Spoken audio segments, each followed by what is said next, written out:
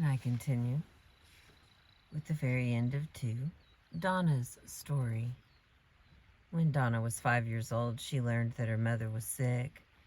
The family was traveling to a local resort for a brief vacation, and while they were riding in the car, her father announced that her mother was suffering from a progressive chronic illness that would eventually affect her mother's ability to function. Donna remembers her older siblings crying in the car. She felt herself was somewhat numbed. As a young girl, she did not know how to understand the information her father was giving her. She also had no way of imagining just how much her mother would change or how overwhelmed and frightened she would feel at having to care for her disabled and demented mother.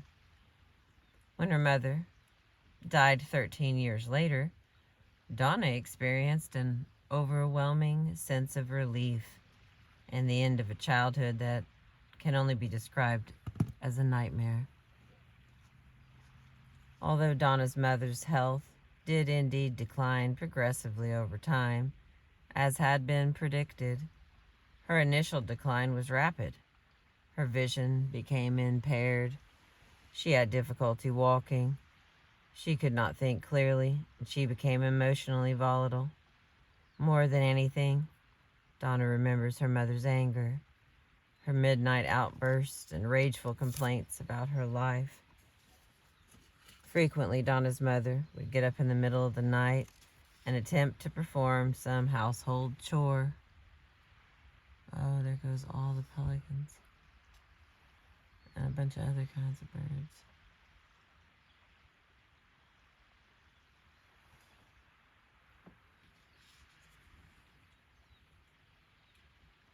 She would go to empty the dishwasher or fold the towels, and because she could not walk well, she would make a strange shuffling sound as she moved around the house.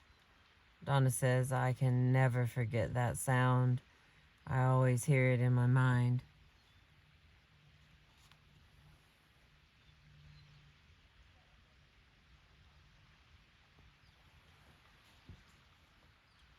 Donna's mother became obsessed with cleanliness, and she would follow Donna around the house, cleaning up after her.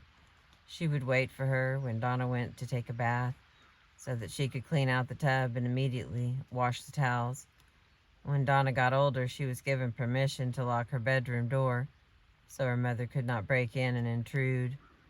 But her mother found ways to break the lock with a knife or a screwdriver and to invade any private space Donna tried to make for herself. As she was growing up, Donna remembers thinking, "This woman will never die. She is going to torture me forever." And in fact, her mother's behavior seemed to Donna, both during her childhood and her early adolescence, as manipulative torture, designed to drive Donna crazy by making life as miserable as possible. Not only did Donna grow up with an incapacitated mother, but she also assumed many of the homemaking and nurturing responsibilities that might have been performed by a functioning mother. When she was 6 years old, Donna remembers being dropped off by her father at a department store and told to buy her own clothes. By the time she was 12, she was shopping not only for herself, but for her mother as well, and she was given a note to accompany the charge card she carried in her purse. The note said, "Please allow my daughter to buy clothes." By the time she was 10 years old, Donna was cooking for the family. When I asked her who taught her how to cook, she stopped and said, "I must have taught myself. I guess I just opened a book and read recipes." She recalls with much sadness a picture of herself, aged 11, standing at the stove preparing dinner. She looks bedraggled and haggard, not like a little girl, but like a kitchen maid. When she was 13, Donna's father actually began paying her for cooking and cleaning. It seemed to him that since he was already doing the job, Since she was already doing the job, she might as well earn the salary. Her role in the family thus went from daughter to employee. If dinner was not prepared just the way her father liked it, she remembers that she would catch hell. Her father, it seems, was not the kindliest of employers. As her mother's health continued to decline, Donna's father began to consider that perhaps her mother would be better cared for in a nursing home. Donna's mother objected vehemently, but finally, over her objections, the family secured a placement that seemed humane and reasonable. Donna's mother, however, immediately began calling Donna on the phone and begged to be allowed to come home. Donna's father, once again abdicating parental responsibility, said to Donna, "It's up to you." Donna was unable to resist the pleas and entreaties of her mother, so finally she consented, and after just a short respite, Donna's mother returned to the family home, where she continued her bizarre behavior and where Donna continued to be her primary caretaker.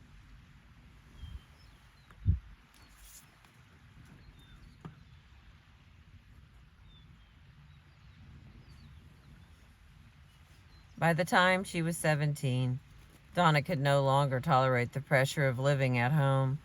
She announced to her father that she was going to move out and live with her boyfriend.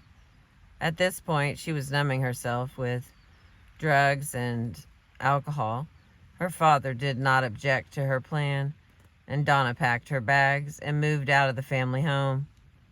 1 month later, Donna received a call from her father announcing that her mother was dead. She had choked to death on a piece of food. Donna's first reaction was one of panic and overwhelming guilt. She could not stop herself from thinking, if only I had been there. If only I had not moved out, my mother would not be dead.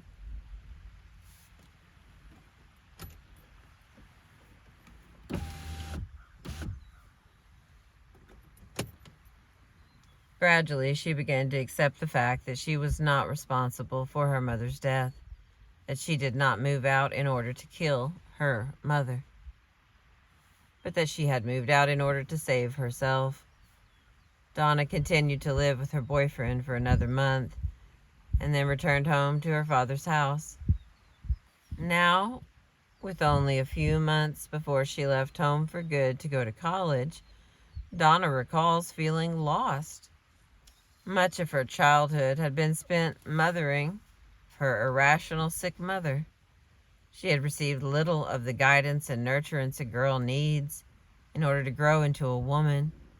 Although she had many feelings about the death of her mother and about her own experience growing up, Donna remembers more than anything her overwhelming sense of relief. My 13-year nightmare had come to an end. Maybe at last I could get my life back. Regardless of the form that it takes, the early death of a parent leaves an indelible mark on a child. A child comes to have a very personal image of what death looks like. An image colored by feelings that are powerful and overwhelming. Jean-Paul Sartre, who often denied that his father's early death affected his life, writes of his own encounter with death. "I saw death when I was 5. It lay in wait for me.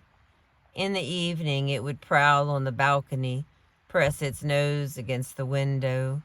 I saw it, but I dared not say anything. Once we met it at the Quai Voltaire. It was an old lady, tall and mad, dressed in black. She muttered as I passed. Another time, it assumed the form of an excavation.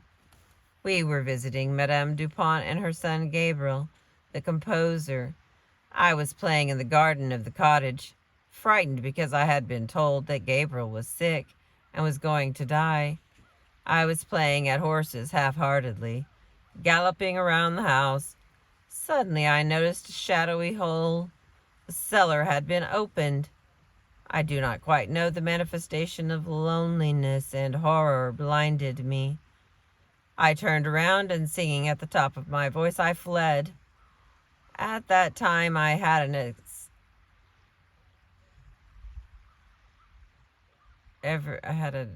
dream every night with it in assignation. I don't know that word. I'm sorry. Every night with it in my bed. It was a ritual. I had to sleep on my left side, my face to the wall. I would wait, trembling all over, and it would appear, a very conventional skeleton with a scythe. I was then allowed to turn on my right side. It would go away. I could sleep in peace. When a parent dies young, children have a meeting with death that influences the way they see the world for themselves for the rest of their lives.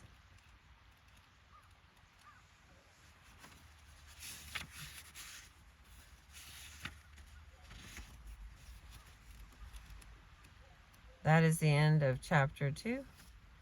I appreciate you listening. Thank you very much.